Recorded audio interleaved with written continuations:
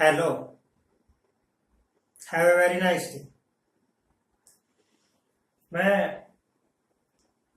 एक डॉक्यूमेंट पढ़ रहा था, यही गूगल वगैरह पर। तो मैंने देखा वहां लिखा हुआ है कि सवाल था कि महाभारत में कितने सैनिक मारे गए थे। तो उसका जवाब, दो जवाब है लिखे हुए। पहला कि लगभग 1.25 करोड़ के आसपास सैनिक मारे गए थे।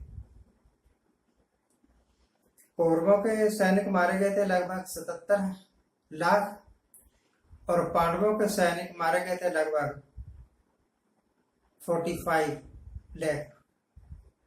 एक तो ये, और दूसरी जगह लिखा है कि 1 अरब 66 करोड़ के लगभग सैनिक मारे गए थे दोनों साइड्स के। 1 अरब 66 करोड़ बहुत बड़ी रकम है। It is a big number. इसको हम ओवर एस्टिमेशन कह के त्याग देते हैं कि जरूरत से ज्यादा ही बड़ी काप है। तो दूसरी आइटम रह गई 1.25 करोड़। 1.25 करोड़ में से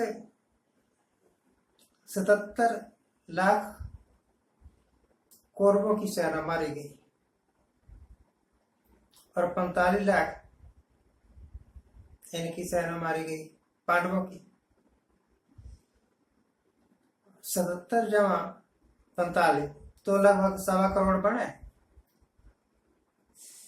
एक्चुअली मैं कुरुक्षेत्र में रहा, कुरुक्षेत्र में पढ़ा।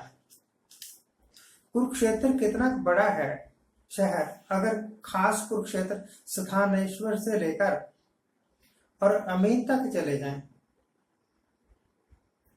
और स्थानेश्वर से लेकर सरेब सरोवर से लेकर और ज्योतिसर तक चले जाएं, चलो ज्योतिसर नहीं, पेहवा तक ही चले जाएं, तब ये इतना लंबा चौड़ा मैदान नहीं बनता कि उसमें 1.25 करोड़ लोग आ सके। और 18 दिन तक युद्ध हुआ। 18 दिन तक एक जगह 1.25 करोड़ लोगों को रखना, उनके खाने पीने का प्रबंध करना, उनके सैनिटेशन का प्रबंध करना, ये बहुत बड़ी समस्या है। आप रख के देख लो, आप 1 लाख लोगों को अच्छी तरह 5 दिन नहीं रख सकते, और 18 दिन तो बहुत बड़ा अरसा है। तो चाहे मैं वो 1.25 अरब की बात फिगर को सही मानो, चाहे 1.25 करोड़ की फिगर को सही मानो, मुझे दोनों ही ये ओवर एस्टिमेशन लगते हैं। और ये पढ़ने के बाद जब मैं देखता हूं मोदी साहब के भाषण, तो मोदी साहब के भाषण भी ऐसे ही हैं जैसे महाभारत की कथा में बहुत सारी चीजें गप के तौर पर लिखी गई हैं, बढ़ा चढ़ाकर लिखी गई हैं, ओवर एस्टिमेशन में लिखी गई है। ऐसे ही मोदी साहब, फॉर एग्जाम्पल उन्होंने जब जीएसटी लागू किया तो कहा था कि देश बहुत ज्यादा तरक्की करेगा अब जीएसटी आने के बाद।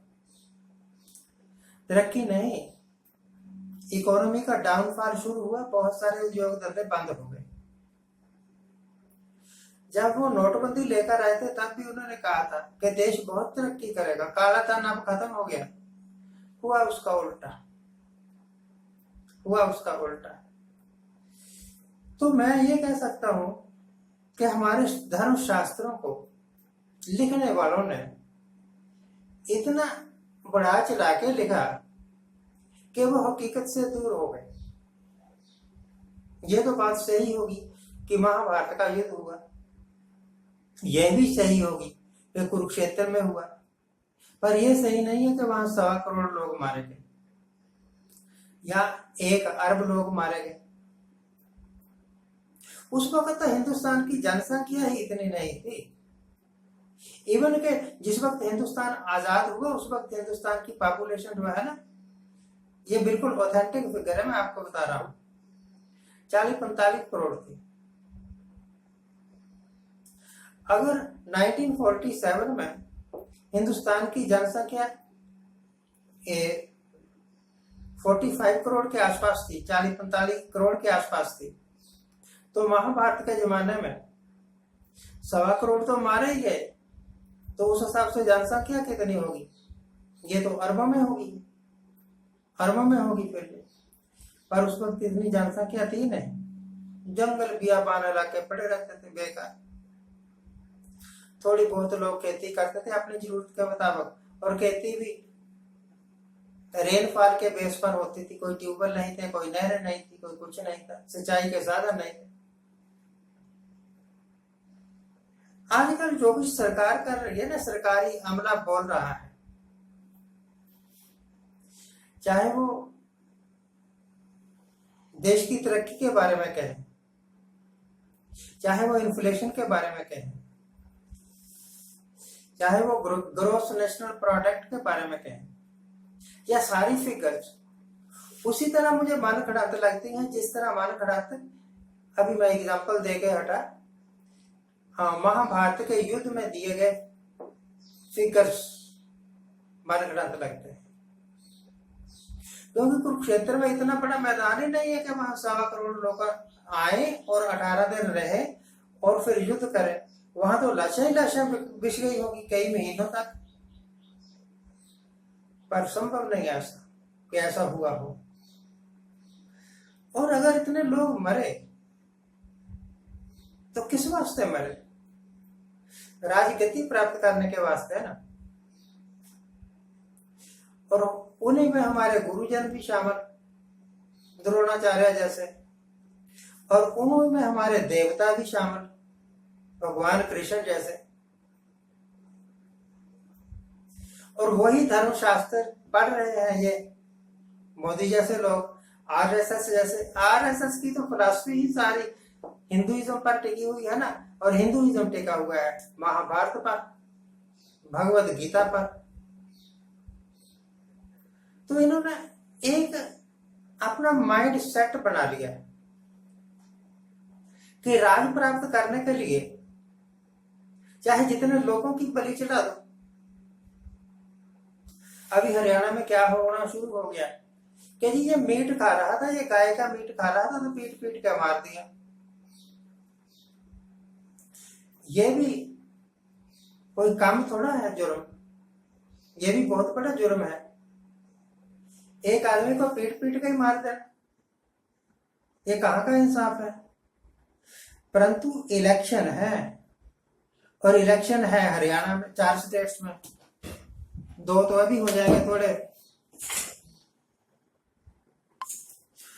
और 2 अपनी सुविधा अनुसार करवा लेंगे। जिस वक्त इनको लगेगा कि अब हम जीतने वाले हैं, पहले माहौल बनाएंगे ना कि इलेक्शन में जीत जाए।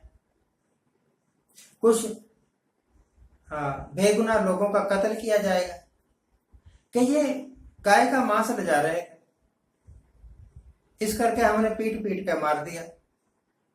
अगर आप ही लोगों ने पीट पीट के मार देना है, अगर आप ही लोगों ने बुलडोजर चला चला के लोगों के घर गिरा देने हैं, अगर फैसला करने वाले, इंसाफ करने वाले आप ही हैं, तो इन कोर्ट्स की क्या जरूरत है?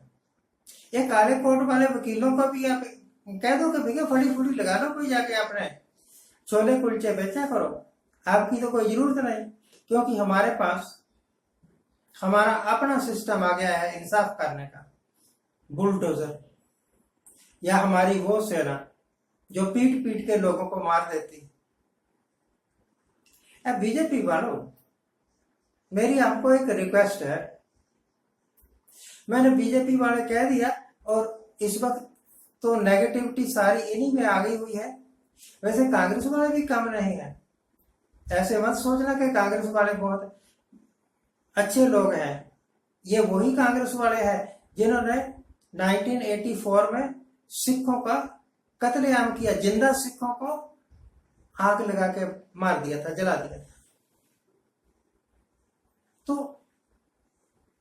अपने लाभ के वास्ते आप इतना जुर्म ना करो।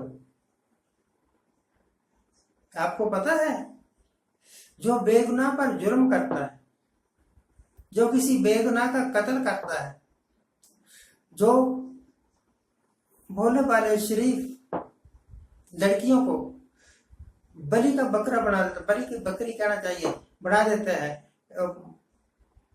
बलात्कार करवा दिया, फिर उसकी एक इवेंट बना दी, फिर महीनों तक एजिटेशन किया। उस लड़की के साथ तो कुछ लेना देना ही नहीं है किसी को। उस लड़की ने तो कहा ही नहीं कि मेरे वास्ते एजिटेशन करो, वो तो मर गई। ये जो एजिटेशन कर रहे हैं किस वास्ते कर रहे हैं? ताकि सत्ता हमें मिल जाए। तो सत्ता के लालच में जिस तरह महाभारत हुआ और हजारों लोग, बेगुनाह लोग मारे गए, इसी तरह सत्ता के लालच में अब आज वाले बीजेपी वाले या कांग्रेस वाले ये सामने कर रहे हैं, वो गुपचुप कर रहे होंगे, बेगुनाह लोगों को मार रहे हैं, बेगुनाह लोगों के घर गिरा रहे हैं। वो सत्ता जो दूसरों की बददुआओं से आपको प्राप्त हुई है, एक दिन आपको बहुत ज्यादा जलील करके छोड़ेगी। ढूंढते रह जाओगे, छुपने का ठिकाना नहीं मिलेगा। Thank you very much for watching. Keep watching. Please subscribe my channel.